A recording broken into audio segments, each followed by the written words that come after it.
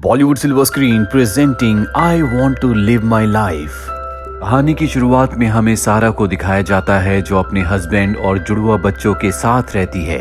उसकी बेटी का नाम केट और बेटे का नाम जेसी है। और जब केट 3 साल की होती है तो उसकी तबीयत खराब हो जाती है। ये अपने बच्चे को डॉक्टर के पास ले जाते हैं। डॉक्टर बताता है कि तुम्हारी बेटी को बहुत ही खतरनाक बीमारी है। उसकी बॉडी में व्हाइट ब्लड सेल्स की कमी है। जल्दी उसे बोन मैरो की जरूरत होगी और कुछ वक्त के बाद उसकी किडनी भी खराब हो जाएगी। हालांकि सारा और उसका हस्बैंड अपने पार्ट्स डोनेट करने के लिए तैयार है। वो उसे बोन मैरो भी देना चाहते हैं, लेकिन उनकी बॉडी केट से मैच नहीं करती। डॉक्टर कहता है कि मेरे पास एक रास्ता है। हम लैब में एक बच्चे को बनाएंगे जिसका जन्म सिर्फ और सिर्फ केट की जान बचाने के लिए होगा। सारा और उसका हस्बैंड इस बात के लिए मान जाते हैं और जल्दी लैब में एक ऐसी बच्ची को बनाते हैं जिसका हर एक चीज केट से मैच करता है।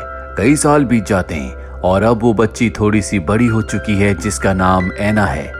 एना को ये बात बिल्कुल पसंद नहीं होती कि उसे इस दुनिया में सिर्फ इसलिए लाया गया है ताकि वो केट की जान बचा सके, अपने शरीर के हिस्से उसे डोनेट कर सके। साथ ही सारा ने एना के गले में एक लॉकेट पहनाया होता है जिसमें केट की फोटो होती है ताकि एना को हमेशा अपने पैदा होने का मकसद याद रहे। अब केट 14 साल की हो चुकी है। उसकी तबीयत बहुत ज्यादा खराब है जिस वजह से सारा ने अपना काम छोड़ दिया है। वहीं हमें एना को दिखाया जाता है जो इस तरह से जीना नहीं चाहती। वो अपनी जिंदगी खुद जीना चाहती है। इसीलिए उसके गले में जो लॉकेट होता है वो एक दुकान पर ले जाती है और उसे $700 में बेच देती है। वो पैसे लेकर वो एक लॉयर के पास जाती है और उसे बताती है कि मेरी बहन की तबीयत बहुत ज्यादा खराब है। मेरे पेरेंट्स चाहते हैं कि मैं उसे अपनी एक किडनी डोनेट कर दूं, लेकिन मैं ऐसा नहीं करना चाहती। लॉयर उसकी बातों पर विश्वास नहीं करता, जिसके बाद एना उसे अपनी मेडिकल हिस्ट्री दिखाती है जिससे उसे पता चलता है कि जब से एना पैदा हुई है उसके शरीर से white blood cells bone marrow कई बार निकाला जा चुका है। ये देखकर वो हैरान हो जाता है। वो उसका केस ले लेता है, पर साथ ही वो उसे ये भी बताता है कि अगर तुम केस जीत गई तो तुम अपनी बहन को किडनी नहीं दोगी जिससे उसकी मृत्यु हो जाएगी।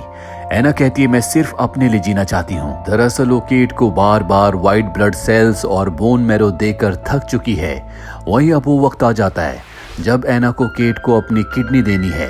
उसकी मॉम, उसका पूरा परिवार हॉस्पिटल में होते हैं। तभी कोर्ट का नोटिस उसकी मॉम को मिलता है जिससे सारा को पता चलता है कि एना ने उनके ऊपर केस कर दिया है, यानी कि अब वो अपनी बहन को किडनी नहीं देगी। ये पढ़कर सारा को बहुत गुस्सा आता है। वो एना से पूछती है क्या तुम नहीं चाहती कि तुम्हारी बहन जिंदा रहे। एना कहती है कि मैं चाहती हूँ कि केट अपने बलबूते पर जिंदा रहे। ये सुनकर सारा को गुस्सा आता है। वो उसे एक थप्पड़ मारती है, लेकिन केट ये सब सुनकर बहुत खुश है क्योंकि वो नहीं चाहती कि उसकी बहन एना उसे अपनी किडनी दे। साथ ही बचपन से वो बहुत बीमार है, इसीलिए इस तरह की जिंदगी जीकर वो थक चुकी है। एना और केट के पिता भी यही चाहते हैं। वो नहीं चाहते कि अब एना के शरीर से कुछ भी निकाल कर केट की बॉडी में डाला जाए, लेकिन सारा बहुत जिद्दी है। वो किसी भी कीमत पर अपनी बेटी केट को जिंदा रखना चाहती है। रात को पूरा का पूरा परिवार डिनर टेबल पर होता है। अब सारा एना से कहती है कि तुम नहीं चाहती कि तुम्हारी बड़ी सिस्टर जिंदा रहे। एना कहती कि मैं चाहती हूँ, लेकिन अगर मैंने अपनी किडनी दी उसके बाद मेरी जिंदगी कभी नॉर्मल नहीं रहेगी। मैं किसी स्पोर्ट्स में हिस्सा नहीं ले सकती। आगे चलकर मैं कभी माँ नहीं बन पाऊंगी, ना ही अपनी मर्जी का खाना खा पाऊंगी। ये कहकर गुस्से से वहां से चली जाती है। एना के पिता उसे अपने साथ ले जाते हैं जहां वो एना को उसकी पसंद की चीजें खिलाते हैं। यहाँ पर एना के पिता को एहसास होता है कि अपनी बेटी केट को बचाने के चलते वो अपने बाकी 2 बच्चों पर यानी कि एना और जेसी पर कभी ध्यान नहीं दे पाए। इन्हें ये भी नहीं पता कि इनके दोनों बच्चों की पसंद नापसंद क्या है। शाम को सारा अपने हस्बैंड से मिलने के लिए आती है और कहती है कि तुम्हें एना को समझाना होगा, उसे किडनी डोनेट करनी होगी। उसका हस्बैंड कहता है कि अब वो बड़ी हो चुकी है, मैं किसी भी चीज के लिए एना को मजबूर नहीं करना चाहिए। पर सारा इतनी आसानी से हार नहीं मानना चाहती, इसीलिए वो उस लॉयर के पास जाती है जिसे एना ने हायर किया है और वो उसे बताती है कि मैं भी एक लॉयर हूँ और अमेरिका के कानून के हिसाब से बच्चे जब तक 14 साल के नहीं हो जाते वो अपने पेरेंट्स, अपने गार्डियंस के ऊपर केस नहीं कर सकते। लॉयर कहता है कि मैं जानता हूँ, मैं ये भी जानता हूँ कि मैं इस केस को हार जाऊंगा, लेकिन मैंने एना की मेडिकल रिपोर्ट्स देखी हैं। 11 साल की उम्र में उसके शरीर से 2 बार बोन मैरो निकाला गया है। कई बार उसे हॉस्पिटल में एडमिट किया गया है। उसके साथ ही जो कुछ हो रहा है वो अच्छा नहीं है। वो अपने अधिकार के लिए, अपने राइट के लिए लड़ना चाहती है जिसमें मैं उसका साथ दूंगा। इसके बाद सारा अपने घर आती है। वो देखती है कि उसकी बेटी अपनी हालत से बहुत ज्यादा परेशान है, क्योंकि इस तरह की जिंदगी जीते जीते वो थक चुकी है। साथ ही उसका बार बार कीमो होने की वजह से उसके बाल भी झड़ चुके हैं, जिस वजह से वो बाहर नहीं जाती। और ये सुनने के बाद सारा अपने आप को भी पूरी तरह से बॉल्ड कर देती है। तो देखकर केट को हिम्मत मिलती है और वो तय करती है कि वो अपनी मॉम का साथ देगी, वो इस बीमारी से लड़ेगी। इसके बाद केट को दिखाया जाता है जो अपनी फैमिली एल्बम देखती है, जिसमें उसे अपने जुड़वा भाई जेसी की फोटो को देखकर याद आता है कि कैसे बचपन से उसे डिसलेक्सिया की प्रॉब्लम थी, जिसमें बच्चों को पढ़ने लिखने में बहुत प्रॉब्लम होती है। लेकिन केट की बीमारी की वजह से उसके जुड़वा भाई को हॉस्टल भेज दिया गया और आज जेसी पूरी तरह से एना के साथ है, क्योंकि वो जानता है कि कभी उसके पेरेंट्स ने इन दोनों पर ध्यान नहीं दिया। वहीं अब कोर्ट की डेट आती है जहां पर जज कहती है कि मैं एना से अकेले में बात करना चाहती हूँ। वो एना से बहुत सारी बातें करती है और बहुत इमोशनल भी हो जाती है, क्योंकि 1 साल पहले उसने अपनी बेटी को एक्सीडेंट में खो दिया था। सारी बातें सुनने के बाद जज कहती है कि मैं फ्राइडे को अपना फैसला सुनाऊंगी। अब क्योंकि कोर्ट में केस चल रहा होता है, इसीलिए केट जिसकी किडनी को ट्रांसप्लांट करना था वो ऑपरेशन रुक चुका है, जिस वजह से उसकी हालत बहुत ज्यादा खराब होने लगती है।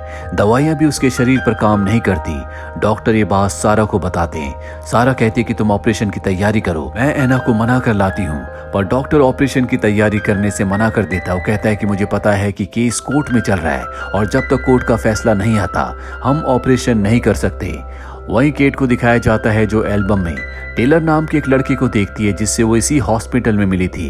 ये दोनों एक दूसरे को पहली नजर में पसंद करने लगे थे, लेकिन कुछ दिनों के बाद ही टेलर की मृत्यु हो गई, जिसके बाद केट पूरी तरह से टूट गई थी। और अब शायद केट का आखिरी वक्त आ चुका है। केट के पिता जब हॉस्पिटल में आते हैं तो डॉक्टर उन्हें बताते हैं कि केट के ऊपर कोई भी दवा काम नहीं कर रही, किसी भी कीमत पर हमें उसकी किडनी को ट्रांसप्लांट करना होगा, पर जब तक कोर्ट का फैसला नहीं आता ये हम नहीं कर सकते। अच्छा होगा कि तुम अपनी बेटी को घर ले जाओ। जिसके बाद केट के पिता उसे गाड़ी में घर ले आते हैं। एना और जेसी केट को देखकर बहुत खुश होते हैं, क्योंकि आज बहुत दिनों के बाद वो घर वापस आई है। सब फैसला करते हैं कि ये बीच पर जाएंगे जहां पर ये हमेशा एंजॉय करते हैं। लेकिन तभी वहां पर सारा आ जाती है, जो अपने हस्बैंड के ऊपर बहुत चिल्लाती है और कहती है कि तुम उसे हॉस्पिटल से घर क्यों लाए, उसका इलाज चल रहा है। उसका हस्बैंड उसे समझाने की कोशिश करता है कि डॉक्टर ने केट को शाम तक के लिए घर भेजा है ताकि उसे अच्छा लगे, पर सारा उसकी बात नहीं सुनना चाहती। वो उस पर चिल्ला रही होती है, जिस पर उसके हस्बैंड को गुस्सा आ जाता है। वो कहता है कि बच्चों पर मेरा भी अधिकार है, मैं भी फैसले ले सकता हूँ, और अगर तुमने इसी तरह से अपनी मनमानी की तो मैं तुम्हें डिवोर्स दे दूंगा। ये कहकर वो अपने बच्चों को बीच पर ले आता है, जहाँ पर ये सब के सब एंजॉय करते हैं। कुछ देर के बाद सारा अपनी सिस्टर के साथ वहां पर आ जाती है और वो भी अपने परिवार को ज्वाइन कर लेती है। शाम होने के बाद केट को एक बार फिर से हॉस्पिटल ले जाया जाता है और अब फ्राइडे आ जाता है जब कोर्ट की सुनवाई है। कोर्ट की सुनवाई से पहले एना अपनी बहन केट को कॉल करती है जो हॉस्पिटल में है और कहती है कि अब मैं और नाटक नहीं कर सकती, तुम्हें सबको सच बताना होगा। केट कहती है कि अब बहुत ज्यादा वक्त नहीं बचा। इसके बाद हमें कोर्ट रूम में दिखाया जाता है जहां पर एना का वकील अपनी दलील देता और बताता है कि किस तरह से एना के शरीर से कितनी बार बोन मैरो निकाला गया है, उसे कई बार हॉस्पिटल एडमिट किया गया है, जो कि 11 साल की बच्ची के लिए ठीक नहीं है। एना की मॉम एना के पास जाती है और उसे इमोशनल ब्लैकमेल करने की कोशिश करती है, जिससे एना की आंखों में आंसू आ जाते हैं। तभी एना का भाई जेसी कोर्ट में आता है और कहता है कि तुम्हें अब सबको सच बताना होगा। जिसके बाद फ्लैशबैक में हमें दिखाया जाता है कि जब केट के बॉयफ्रेंड यानी कि टेलर की मृत्यु हो गई थी, उसके बाद वो पूरी तरह से टूट चुकी थी। उसने अपनी जान लेने की कोशिश भी की, लेकिन एना ने उसे बचा लिया। जिसके बाद केट ने एना से कहा कि अब वो जीना नहीं चाहती, वो इस तरह की लाचारी की जिंदगी नहीं जीना चाहती। आज तक हजारों सुइयां उसके शरीर में चुभाई गई हैं और अब वो भी टेलर की तरह इस दुनिया से जाना चाहती है। वो एना से कहती है कि मॉम मेरी बात कभी नहीं मानेगी, इसीलिए तुम्हें मेरा साथ देना होगा। तुम उनके ऊपर केस कर दो ताकि तुम कभी मुझे किडनी डोनेट ना कर पाओ और मैं आराम से इस दुनिया से चली जाऊं। ये सारी बातें सुनने के बाद भी सारा को विश्वास नहीं होता, लेकिन उसका हस्बैंड समझ जाता है कि बच्चे जो कुछ कह रहे हैं वो सच है। वो सारा से कहता है कि केट ने तुम्हें कई बार ये बातें कही, लेकिन तुमने कभी उसकी बात नहीं सुनी। और अब इससे पहले कि जज अपना फैसला सुनाती, वो कहती है कि मैं केट से एक बार हॉस्पिटल में मिलना चाहती हूँ। वो हॉस्पिटल में केट से मिलने जाती है। कुछ देर उससे बातें करने के बाद वो वहाँ से निकल जाती है।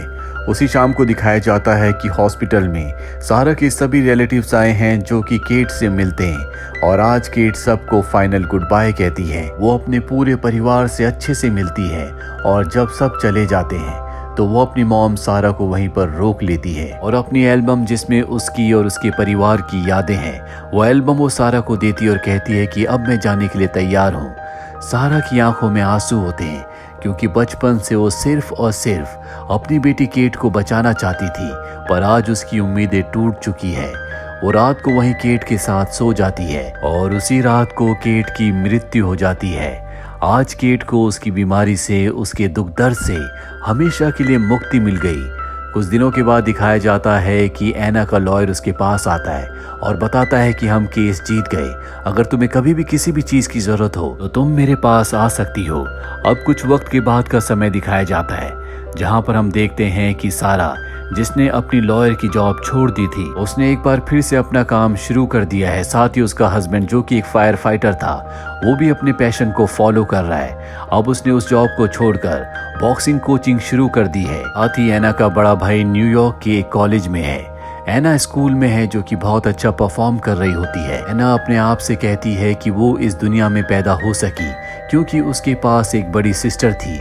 अगर वो इस दुनिया में ना होती तो उसका जन्म कभी नहीं होता। वो बताती है कि उसका परिवार अब अलग अलग रहता है, लेकिन हर साल केट के बर्थडे के दिन वो बीच पर जाते हैं जहां जाना केट को बहुत पसंद था और एक दूसरे के साथ समय बिताते हैं। इसी के साथ ये फिल्म, ये कहानी यहीं पर खत्म हो जाती है। उम्मीद करते हैं कि ये कहानी आपको पसंद आई होगी।